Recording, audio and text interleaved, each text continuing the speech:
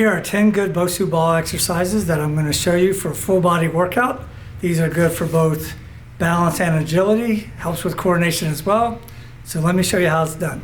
In this video, I'm going to show you some Bosu ball exercises. They're good for agility, a little bit for strength, depending on your current fitness level, and it also helps with coordination and balance.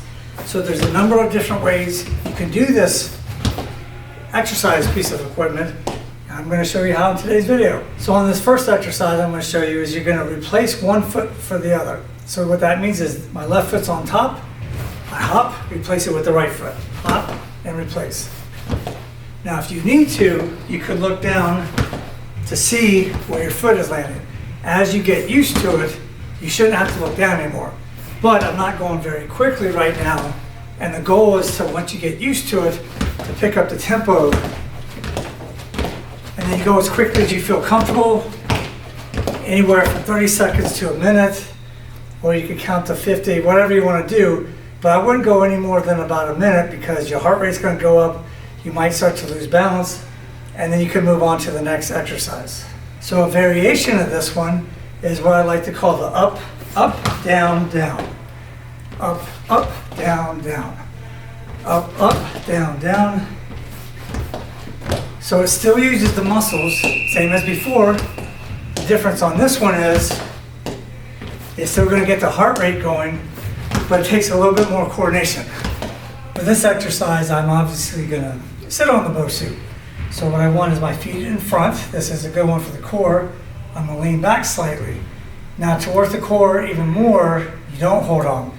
I'm going to hold on because I'm trying to pay attention, talk, and do all that stuff at the same time. So my feet up. Pull it into my chest, extend outwardly, pull it back in. Now, if you need to make it a little bit easier, you could alternate doing one leg at a time. That does make it easier, and I'm putting my foot on the floor each time to give that side a little bit of a rest. But if I need to both feet up, this makes it a lot tougher because both the quads and the core doesn't really get a chance to relax much. It'll get the heart rate going too, but it's a good exercise. So on this one, you could still try the time thing, 30 seconds to a minute, or you could count, 10 to 15 reps, move on to the next one, or short rest and do another 10 to 15 repetitions on this one. So once again, this thing is called a Bosu ball, stands for both sides up. So on this one, I'm gonna have the black side up because it's much easier on the wrist to hold on to because I'm gonna do a push-up. Now you could do a modified push-up where you're on your knees, feet up, go down as far as you feel comfortable, press it up. However, I prefer to do the regular push-ups down and up. Because this rocks side to side a little bit, it's a good one, not just for the main muscles that work during a push-up, meaning your chest, triceps, anterior delts, but it's also going to work the core a little bit more because your body has to fight it to maintain stability, which also helps with balance. Quads, hip flexors, all this good stuff has to work. So it kind of becomes a full body exercise. Even though a regular push-up is good as well, on the Bosu it makes it a little bit tougher. Now, like I said, I'm gonna put my hands on the side.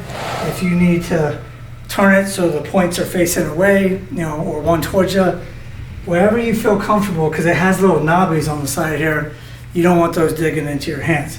But another way of doing it, if I do with the blue side up, is alternating sides.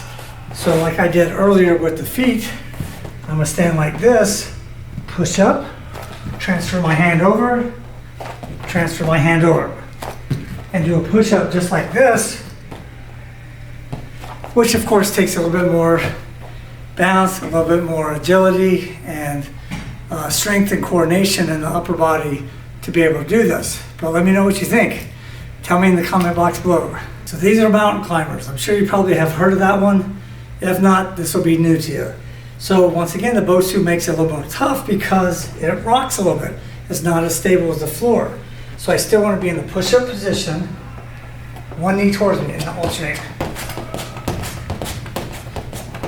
And once again, this is called mountain climbers.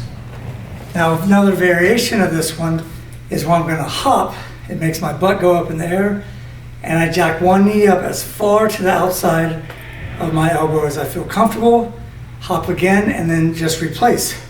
So my right knee's gonna go towards my right elbow and shoulder. I hop up and switch.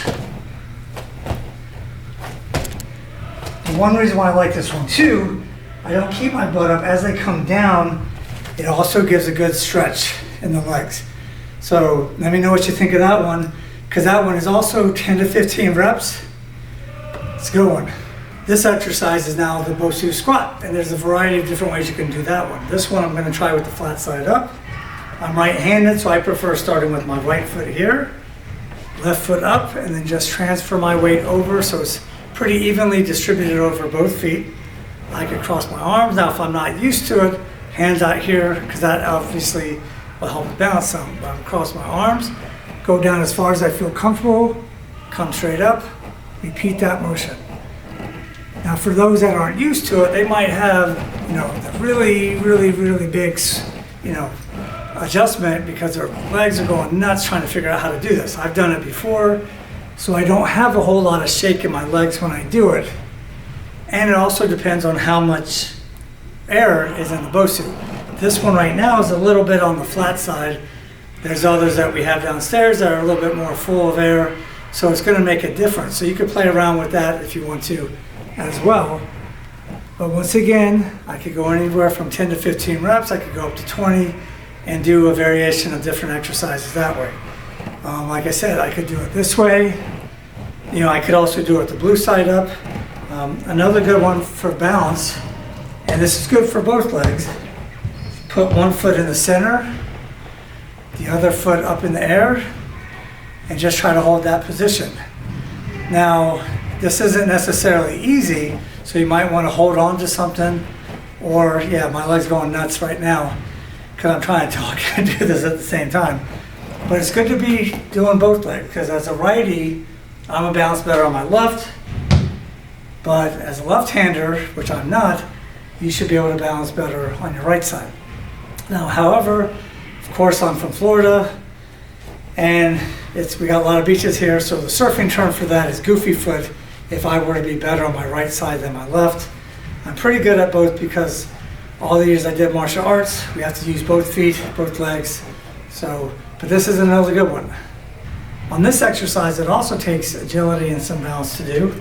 It's a variation of a squat with a lateral leg lift. Now, because my feet are on two different heights, I have to use each leg at a different speed, because this one's coming from much lower and it's not way up here also.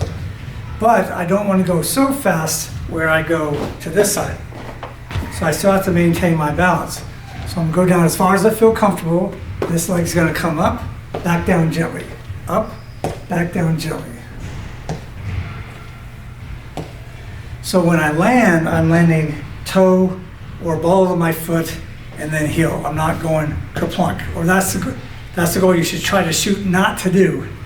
And I'm on a pad here, so it is a little bit safer because I have a cushion if I do mess up and go kerplunk. But you want to be in nice and controlled motion. Once again, as high as you feel comfortable, and then place it down deliberately.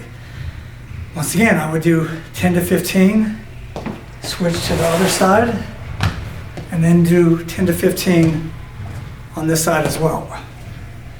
And typically you want to exhale on the exertion. So the exertion part is up. So I want to exhale, breathe in. Exhale, breathe in.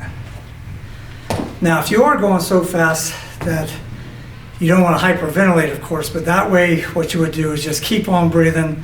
Don't hold your breath, but you may not be able to breathe on every exhale if your tempo is too fast. Now, if you find this video helpful, don't forget to like, subscribe, and make a comment in the box below. If you have any questions, if you have any comments, any suggestions, I appreciate it all. And it helps the channel. Once again, it's free, doesn't cost anything, doesn't hurt.